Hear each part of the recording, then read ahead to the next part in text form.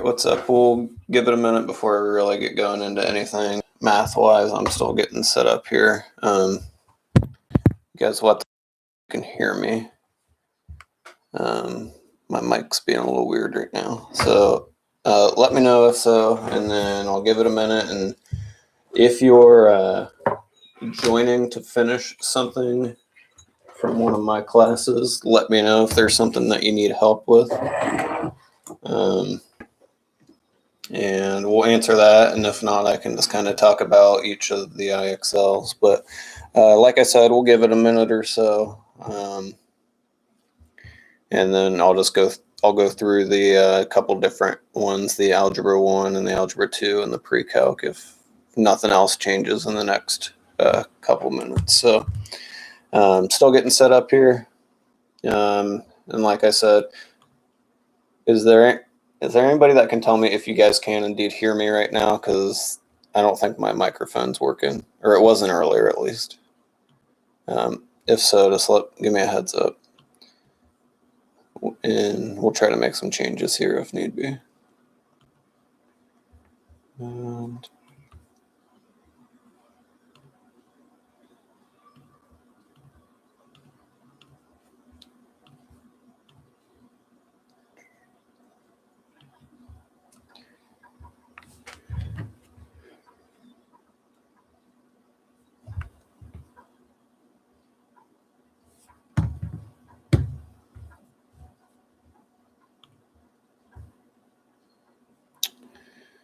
And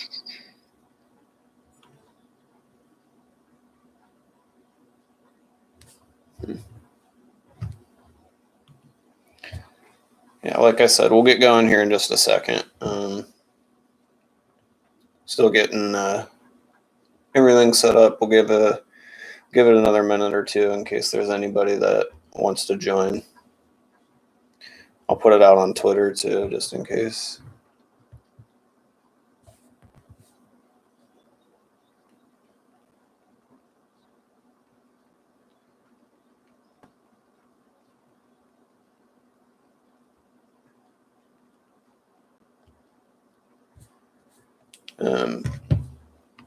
I had some people asking about in pre-calculus the N.1 IXL, so the properties of the sine function.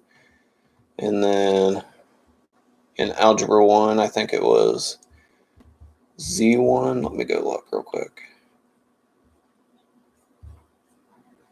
No, that's Algebra 2.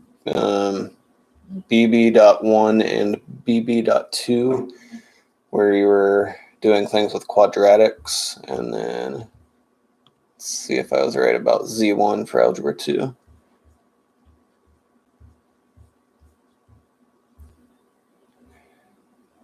Yeah, so it's very similar to the pre-calculus one. It's actually also sine waves. So maybe that's what we'll talk about first, and then this can keep me from making like a separate video on that stuff. Could you type something in the chat if you're watching right now? I want to see if we have anyone actually paying attention, or if I'm just giving a lecture to no one. We'll see.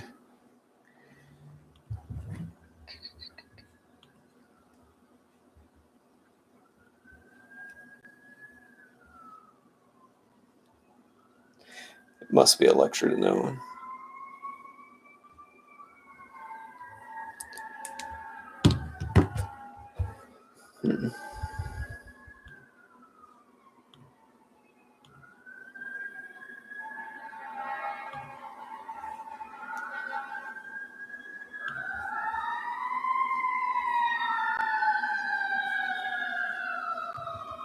Can you guys hear that right now?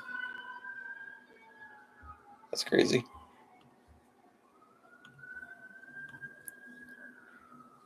And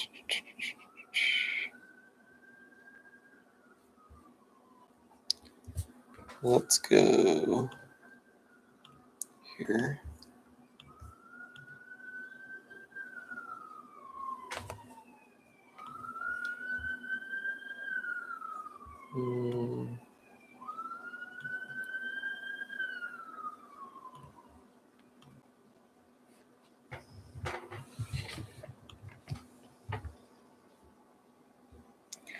This might be more boring than the Q&A live stream the other night. I'm not sure.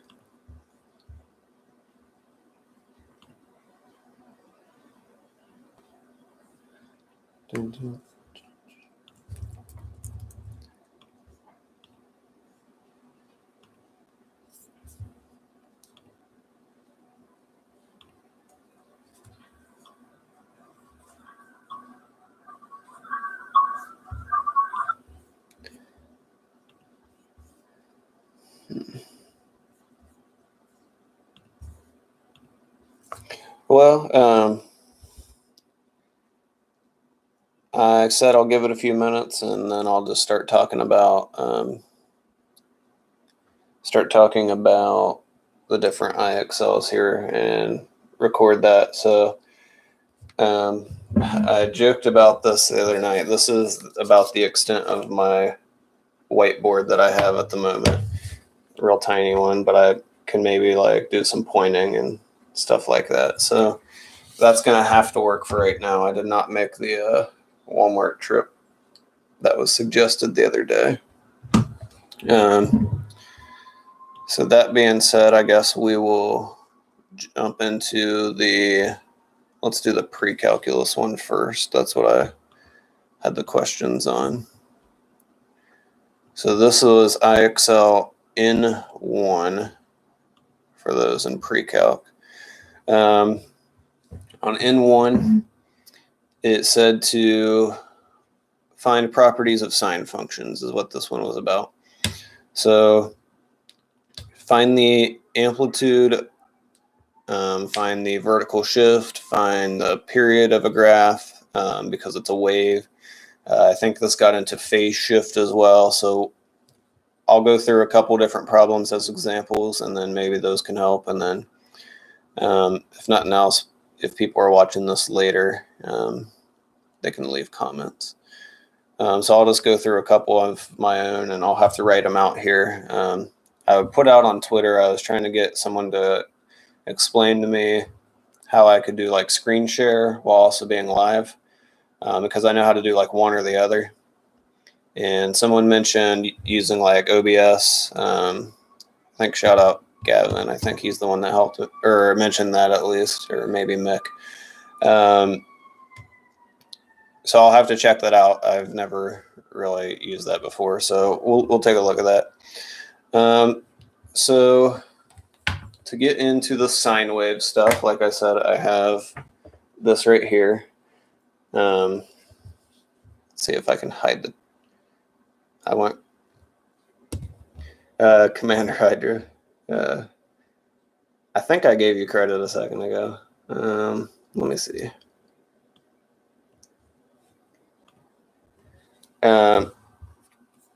So this is going to help for the pre-calc and the algebra 2 IXLs. So what we've been working on, or what we were working on before our mandatory break here, oh, thank you, was graphing. We talked about sine and cosine, but the IXL is just on sine. So we have a y-axis here from 1, this is hard to do, to -1. And the reason for that is on the unit circle, remember that sine only deals with the y values. So we're thinking about what's the biggest y value and what's the smallest y value that appear on the unit circle. Well, that's 1 and -1. So that's why we have this written out here. And then we also graph that with relation to its placement on the circle. So that's why instead of necessarily like a x-axis, we have like the 4, I guess you could say like corners, isn't it? The 4 points around the circle at pi over 2, pi, 3 pi over 2, and 2 pi. So let's actually graph what we would call the parent function first.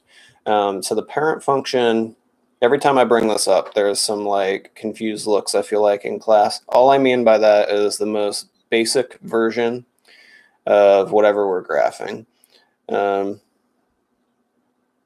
Hey, I'm down with all this, but can I stay while I eat my, you can stay. There we go. So let's graph that parent function first. So let's switch up colors. You guys know I like to do that in class, and I have my like tray at the whiteboard full of all of them. Oh boy, you guys are back, huh? Welcome. So we need to think about like the unit circle when we go around, what are our coordinates? So that's what we're thinking about. And if you don't have that with you and you're trying to finish this assignment, if you just Google unit circle, it will pop up. You can even look up like filled in versions. So with sine, we said we're thinking about the y values at each of these radian placements. So at 0 radians on the circle, so that's off to the side. We also have a y value of 0, and I'll show you guys my final product in a second here. At pi over 2, so that's the very top of the circle. The y value is at its max there, and that's at 1. Will you guys tell me if you can hear like there's an ambulance or something going by? I don't know. I'll close my window, so it's kind of loud. All the way around at pi, it goes back to 0. 3 pi over 2 is the bottom of the circle, so that would be -1. And then 2 pi would be all the way back to our starting point, and that's a y value of 0. So you end up having, let me zoom in real quick. You end up having coordinates like this, and then if we connect those, let's go ahead and do that. You guys know my art skills are not the greatest thing in the world, but this is my chance to practice. I end up with a wave, so something like that. If you did the same thing with the x values, it would give you cosine, and you would notice it'd have different starting points. It would have a different maximum, well, the same value for a maximum and minimum, but it would be at different locations. So this is just sine right now. And like I said, we're going to go through some of the questions that it gives me on my IXL, like if I were to do it, and then hopefully that helps for anyone in Algebra 2 or in pre-calc. So the first thing it's asking me about is the period of the graph. I'm glad you enjoy. So what the period of the graph is, if you notice it's a wave, we said that we're graphing the placements on the circle. So that's like if we go all the way around the unit circle. Because it's a circle, we could go around multiple times. And if we went around multiple times, we would not only follow this path here, but it would keep going, and we would have an infinite wave. The period of the graph is however far this way, so like the x-axis, however far it takes us to repeat or get back to like where it would start over. So it's initially 2 pi, because that's all the way around the circle once. If we kept going, it would be 4 pi before we ended up in the same position. Or 6 pi, it would keep going. What affects that, let's write out like a actual function. So let's write it like y equals.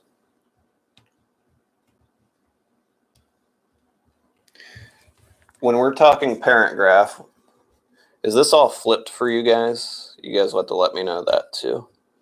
We have like y equals sine of x. If you notice, I put that x in parentheses and there was no number next to it. So that's here. Normally that's a 1 if you don't show anything, so nothing really changes. It just keeps its normal period length before it starts over. Can any of you guys in the comments actually confirm that is it mirrored? Is it flipped for you guys, or does it look like normal? You'll have to tell me. But because the normal period length is 2 pi, the formula for finding the period is 2 pi divided by, we call this k. It's whatever that coefficient is right there. So whatever is beside x, we do 2 pi divided by it, and it tells us how long it would restart. If this was like a 2, for example, we'd do 2 pi over 2, and our new period length would just be pi, meaning the whole thing would get scrunched together this way, and it would repeat by the time we get to right here. And let's take a look. So how that relates to the IXL, they actually give you the graph like already graphed for you. They don't give you that equation, or at least at the start. I think on maybe the pre-calc version, it ends up like flipping back and forth, and I think maybe the Algebra 2 one is just the graphs. I think that's the like difference there. So when it gives you just the graph, there's a couple different ways you can think about it. Like my graph had like peaks or like valleys to it, you can count how many boxes from peak to peak, or from valley to valley, or even from the midline to where it starts over, and those would all give you the period length. Something to be careful with that a lot of students ran into when we last went over this in class was you're counting the boxes, and let's say it was like 4 boxes and you were putting 4, and it would tell you it was incorrect. The reason is you need to look at what we're measuring by on this horizontal axis and kind of relate it to that. So for example, on mine, 4 boxes is equal to pi. So instead of writing 4, I would write pi. So that's what you're doing for the period length. Okay, let's move forward here. I have one that asks about vertical shift. So let's talk about that next. Let me erase, because I have such a tiny board here. I'm going to have to erase after every single thing, I think. Let's go with orange. So we would typically have that parent graph of y equals sine x. So again, that's this that I hope was not flipped for you. Now confirm that for me. Plus, we'll say, I think I called it like V. A lot of textbooks and stuff will call it C, I think. But V for vertical shift. So if you have anything tacked on to the end, plus or minus, that's how far the middle of the graph moves up and down. So if you guys notice, like right here, where we put the marker through would be like the middle of the graph, half of it's above, half of it's below. If that V was like a 2, I would move up to 2 would be like right here. Or if it was a -1, I would move my middle of my graph and my starting point down here. Something that you can also think about is sine starts at 0. So if you look at your graph, kind of like the IXL gives you, and you see that it's up at 1, that's a hint that your vertical shift might be +1. Or if it's up at 5, it would be 5. Or if it's down at -3, it would be -3. So plus is positive, minus is negative. That one's usually pretty self-explanatory. Give me just a second here. So we're going to erase again. Like I said, I'm going to have to erase pretty much after every single one. If there's anybody new joining, we're talking about the Algebra 2 and pre-calculus, last IXLs I gave at the moment. And then we'll look at the Algebra 1 one after that deals with quadratics. I'm getting some feedback there.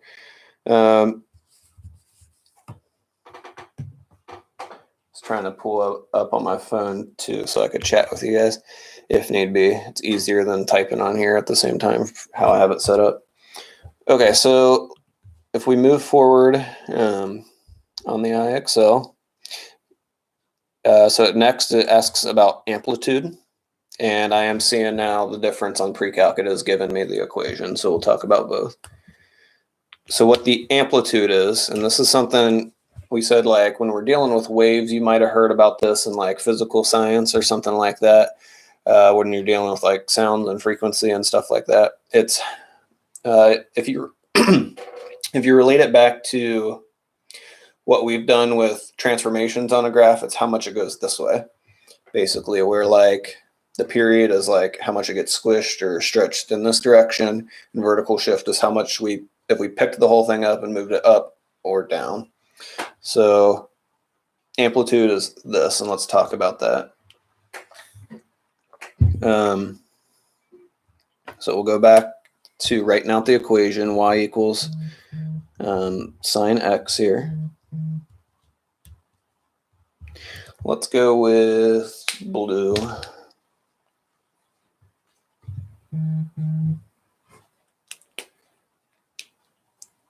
And I'll write, we're talking about amplitude, so I'll write A.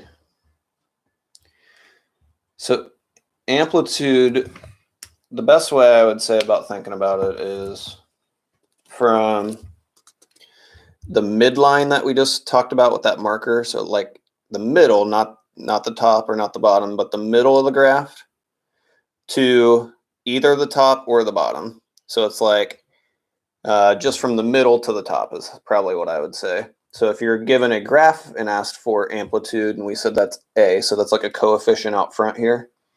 My suggestion, count boxes from the middle of the graph, figure out where that is, to the top, and then just like the period length, see what that box actually represents in the y-axis. So if I'm counting by fives or something, a box would be worth 5. If I'm counting by, I think on there, a box has been a half often, so be careful with that. So just pay attention to that. So amplitude for the parent graph would be from the middle to the top. So in our case, the standard amplitude for the parent graph is 1. If this A value changed, we'll keep it in blue, and let's say it's a,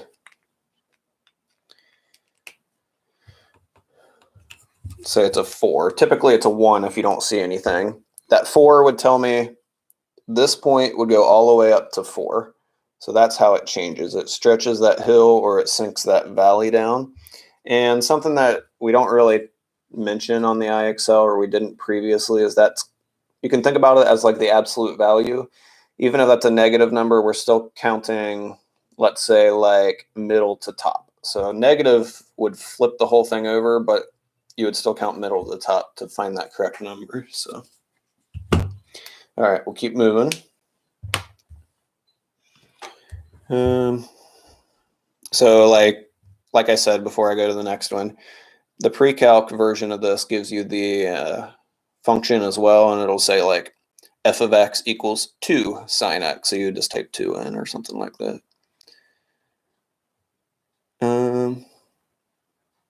Okay, this one is probably pre-calc only, I think, deals with this, but we'll relate it back. So I'm going to, let's write it out first and leave the graph, but in a second I might have to erase my full parent graph picture to fit this on here. I still need to make that Walmart trip. So we have f of x equals, I need to make this bigger. F of x equals sine 2x plus pi, all in parentheses, and then plus 2. So let's show you what that looks like. So that's across the top here. You notice, even if it's flipped, you can see there's 2 terms in parentheses here, and then something tacked on to the end. So this would be the vertical shift. So that's a plus 2. There's no noticeable coefficient in front of sine, so the amplitude would still be 1. This specific problem actually asks for the period, which you would do 2 pi, like we discussed before, divided by this number, which is a 2, leaving just pi, so this whole thing would be scrunched this way. And then we haven't talked about what happens if there are like 2 terms in here. So let's erase the entire graph, and then we'll show that.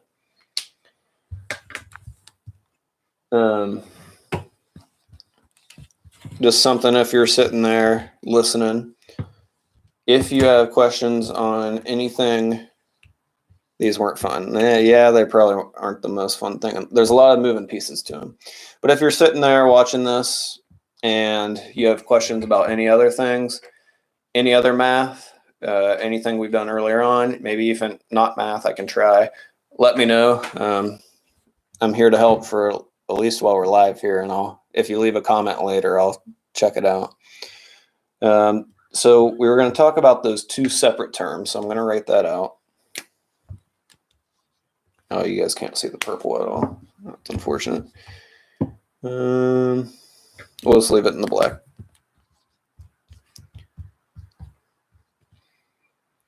When there's multiple terms on the inside, so this is the same thing rewritten, 2x plus pi, that tells you about phase shift. That's something that we didn't get into very much. It's basically like vertical shift was if I picked the whole thing up and moved it up or down.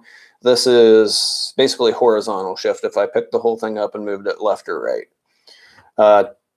To solve it, or to find the value of the phase shift, you would take this and set it equal to 0. What I mean by that is you would actually write out equals 0 at the end. When I say set it equal to 0, there were a few errors in class where 0 would get plugged in. That's not what I mean. I'm saying it equals 0. And then if you treated this like a multi-step equation, we could solve it. We could take away pi on both sides. So let's show that. Get 2x equals negative pi. And then divide on both sides by 2. You would get x equals negative pi over 2. And that would tell you your phase shift. Basically that the whole thing gets moved negative pi over 2 in the horizontal direction. I think those are the only things that are asked of you guys, Algebra 2 and pre-calc wise, from those IXL. So if I missed something, if they throw some curveball at you, let me know, either if you're trying it right now or if you leave a comment later. Most of the live things we've done so far, just because it's usually me just talking to you guys or playing video games or something, I don't post, but we'll probably post this one. Okay, let's change gears to the Algebra 1 stuff then. And if we think anything, we can come back. So give me just a second. I'll get that pulled up here. Even this whiteboard's fallen apart to an extent. Basically, it's the one that hangs on our fridge for reminders and stuff, and I've definitely knocked it down several times. So that happens. Algebra 1. We're talking about quadratic. So let's look at BB.1 first. Let me take this and put it in a different page here.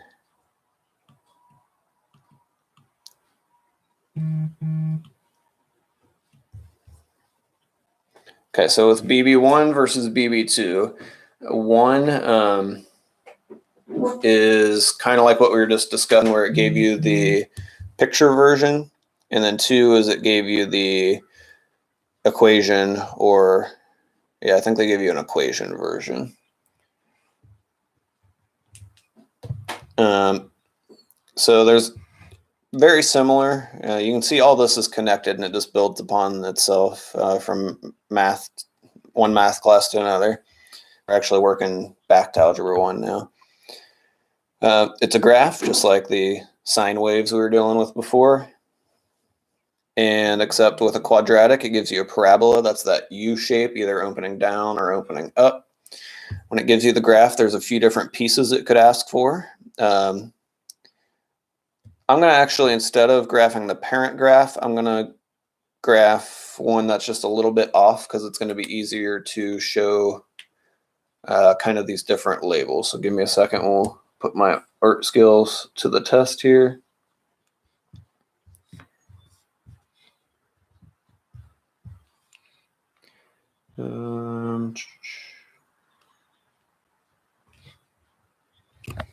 Let's change up the color.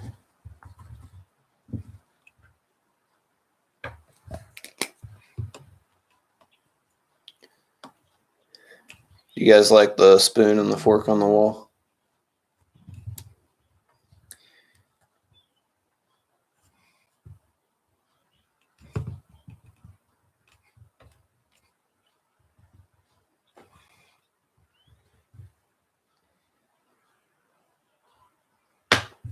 Yes.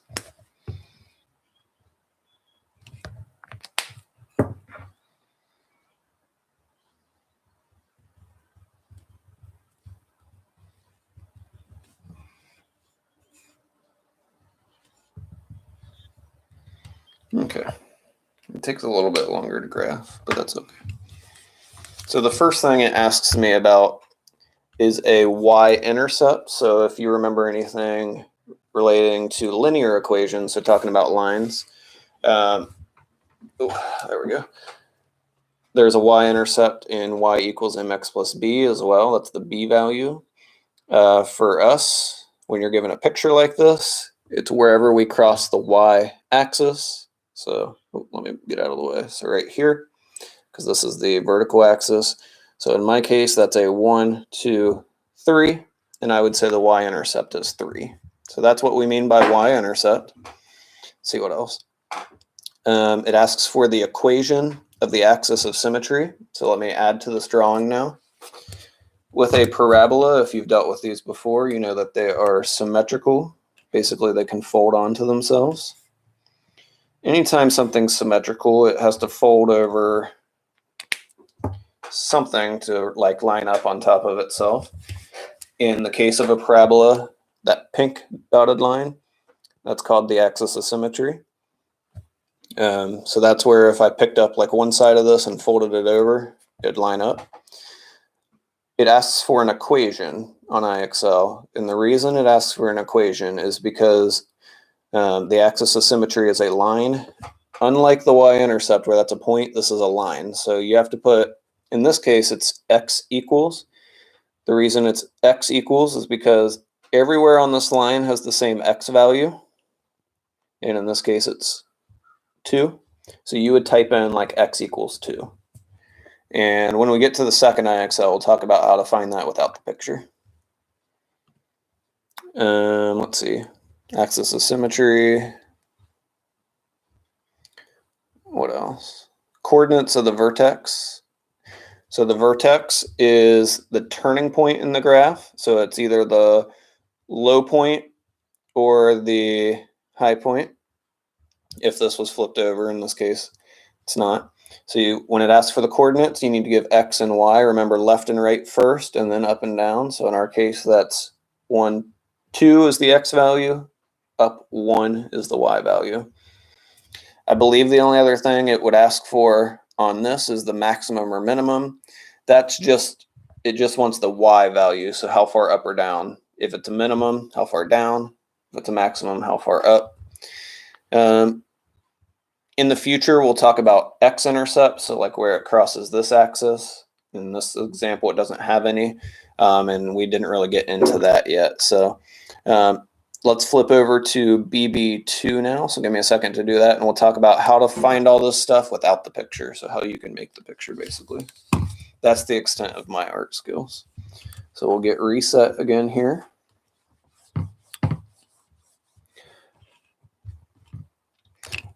Oh, are you guys talking about this? That is a, I don't know if you can see it if I can move my, that's an Anna original right there. So we'll go to BB.2 if I can find it. Oops.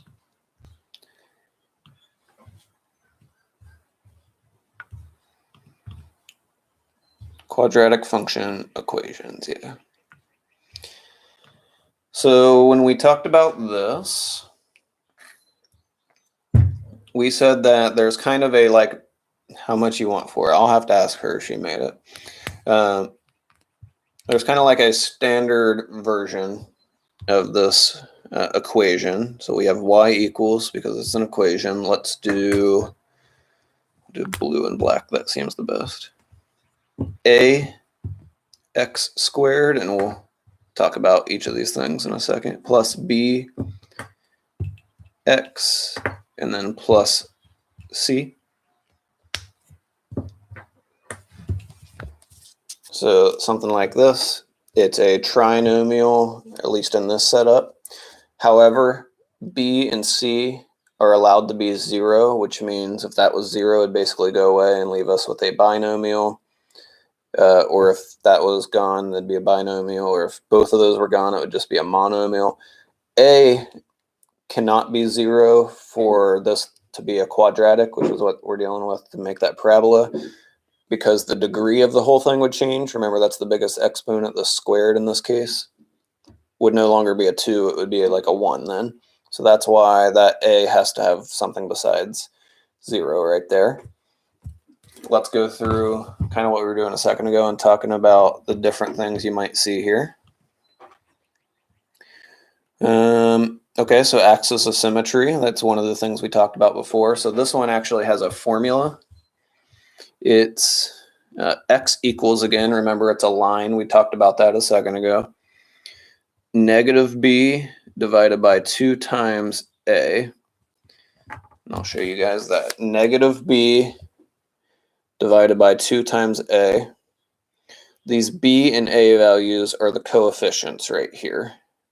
So let's actually use the example they give.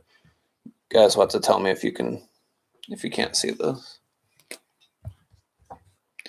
Y equals x squared plus 6x.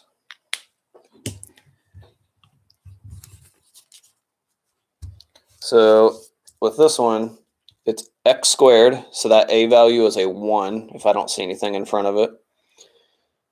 The b value is a 6. The c value, I know that's the c value because it would be the one that doesn't have any x value beside it. I know this is b because it does have that x there. C value must be 0 because they don't show it to us. So how I would set that up, my b value is 6. So I'm going to write negative 6 for this equation, divided by 2 times, we said it didn't show us a, so it must be 1. So I'd have something like that at the bottom there. You bid, $10. Negative 6 divided by 2 times 1 is just 2. That would be negative 3. So you would write out for your final answer like x equals, remember that, negative 3. That's axis of symmetry. All right, let's move forward. Okay, the vertex. I'm going to do like a short version of the vertex. Basically, a vertex is that either very upper point, like when you go up and then you would go back down, or the very bottom before you go back up. The vertex is a coordinate, so it has an x and a y value. This x value that you find for the axis of symmetry is the x value of that coordinate, so you don't have to find that again.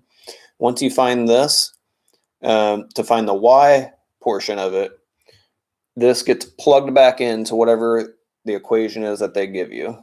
So for me, it would be negative 3 gets plugged in for both of these x values. So let's look at that.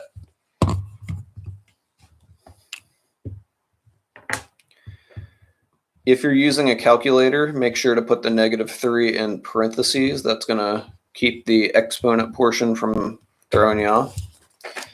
So I would have like negative 3 squared plus 6 times negative 3. Negative 3 squared, that's going to be 9. Running out of room.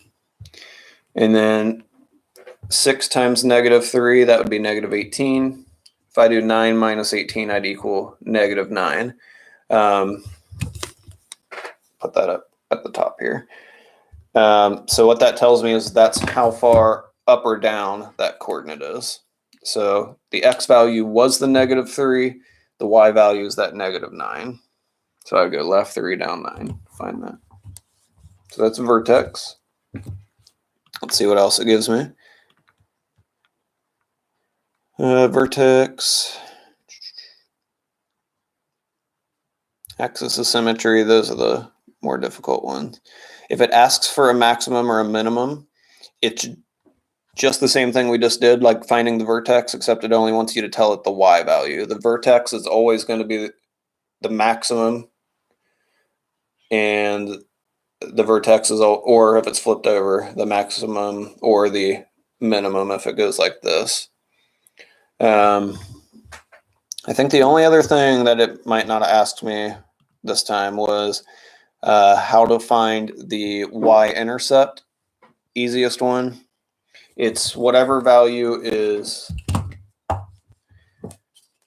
the C value here. The reason being, it's wherever the parabola, that U shape, crosses the y-axis. On the y-axis, the x value is always 0. So if I were to plug 0 in for this, whatever A is times 0 would go away. Whatever B is times 0 would go away. And it would just be the C value left. So that's why it's that. So you would just look at your equation they give you and type in that for your IXL answer. Okay, so I think that's covering everything from the last assignments from Pre-Calc, Algebra 2, and Algebra 1, my 3 classes I have right now. I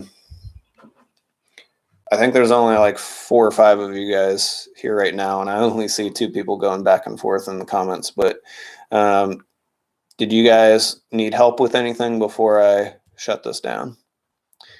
If not, I'll probably get off here, and maybe we'll record another reading video for tonight. We might read the next chapter from that book, or I look tired. I am tired. I don't know why. I mean, I've ran today, but that's about the extent of my exhaustion. So maybe we'll read the next chapter from that Scott Urich, like Eat and Run book. Maybe maybe we'll do like a poem night or something like that. I meant to watch this ironically, but actually learned something. I'm glad you learned something. That's why I'm here. All right, well, if there's nothing else, like I said, maybe we'll read something and upload it later. And we'll probably premiere that. I relearned. Good. We will probably premiere that around 9:30 again if we do that. And that way I can be in the chat with you guys during it. Maybe, like I said, we might read that same book, or eventually I can get some comics from my parents. I think that would be fun. I don't know. That, or I could keep reading from that Dr. Seuss book next time I go back to my parents. I could Google some poems, and we could have Nathan's reading corner, like poetry edition or poetry hour or something like that. I can read some slam poetry. That'd be funny. But we'll see. All right. I'm going to wrap up here. Take it easy, everybody, for the rest of the day. Maybe I'll see some of you guys later tonight if I get that filmed in time. See ya.